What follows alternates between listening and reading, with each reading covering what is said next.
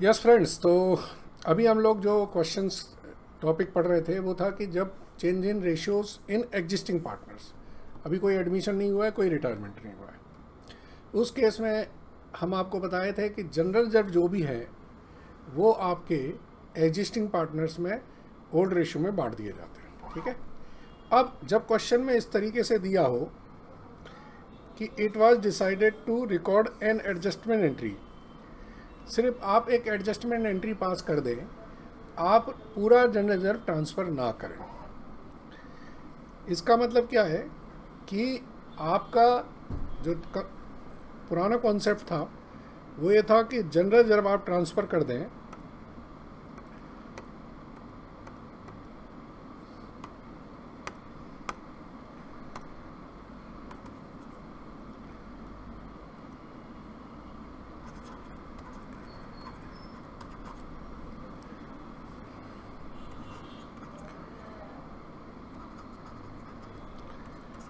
आप old partners को बांट दें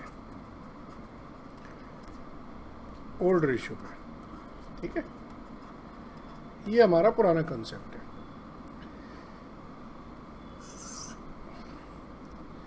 लेकिन इफ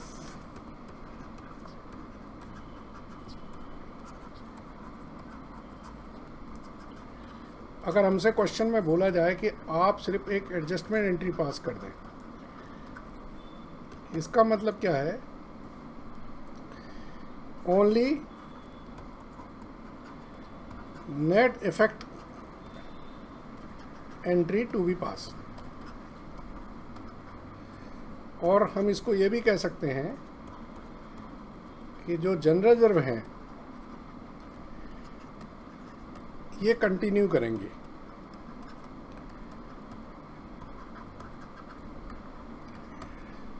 इसका मतलब क्या है कि जनरल रिजर्व कंटिन्यू करेंगे नई बैलेंस शीट में भी। इसमें क्या होता है, जब हम ओल्ड बैलेंस शीट में जनरल रिजर्व जो दे रखे हैं अगर हम पार्टनर्स को ट्रांसफ़र कर देते हैं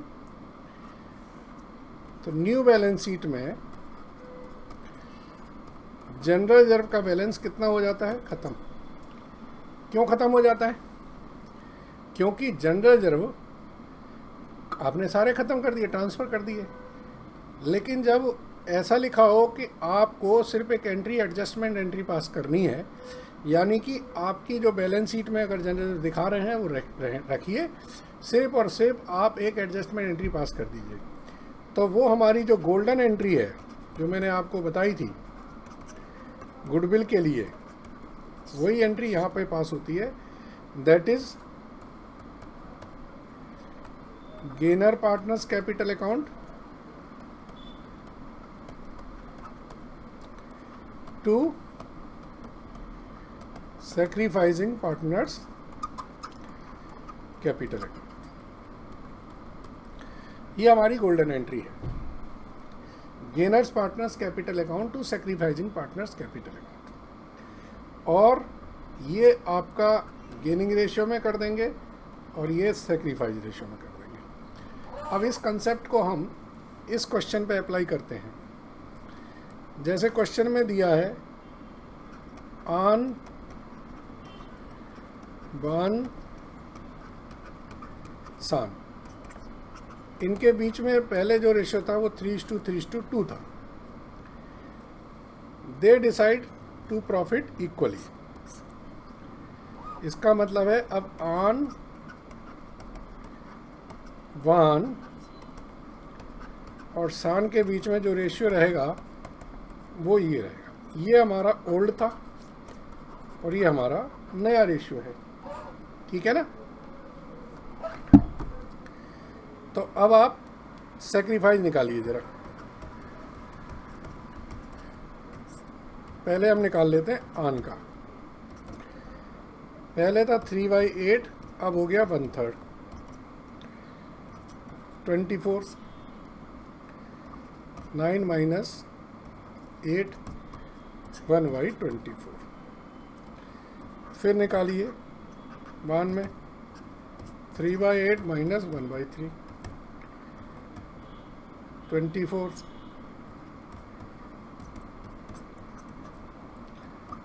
और ये निकालिए सान का। 2/8 माइनस 1/3, 24।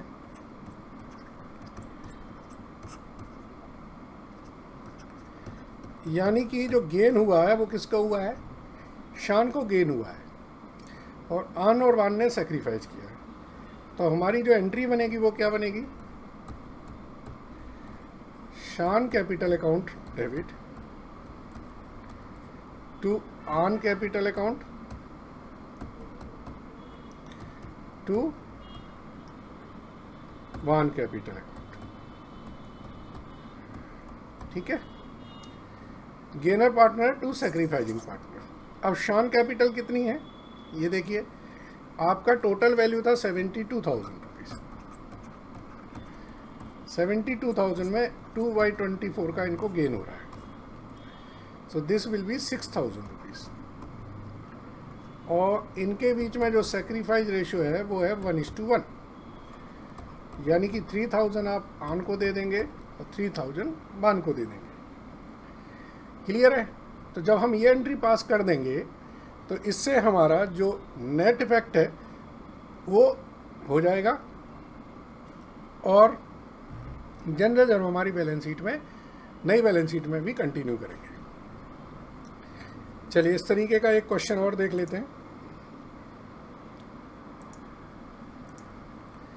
जरा पढ़िए ये question. Kareem, Salim and Rahim are sharing profit and losses in the ratio 5:3:2। इनका न्यू रेशियो हो गया 2:3:5। They decide to record the effect of the following without affecting their book value by passing the adjustment entry। ठीक है ना? अब इन्होंने इसमें सारी चीज़ों का बोला है। तो ये तो देखिए क्रेडिट बैलेंस है, ये भी क्रेडिट बैलेंस है, और ये भी क्रेडिट बैलेंस है, और ये डेबिट बैलेंस है। तो एक तरह से आपका नेट इफेक्ट होता है 1,00,000 रुपए क्रेडिट। तो सबसे पहले क्या करेंगे आप इनके बीच में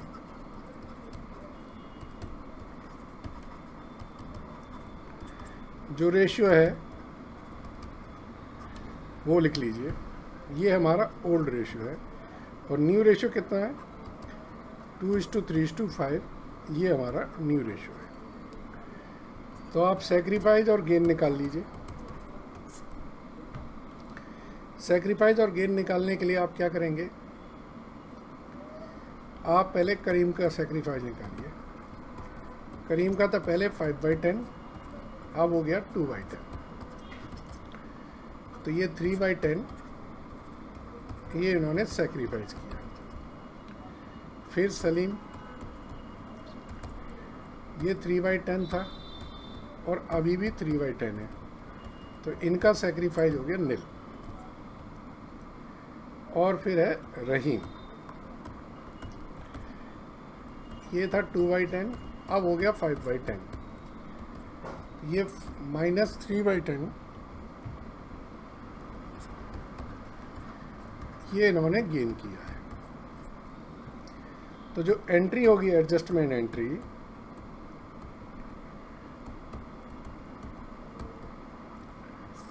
वो क्या होगी? Rahim capital account debit to Karim capital account.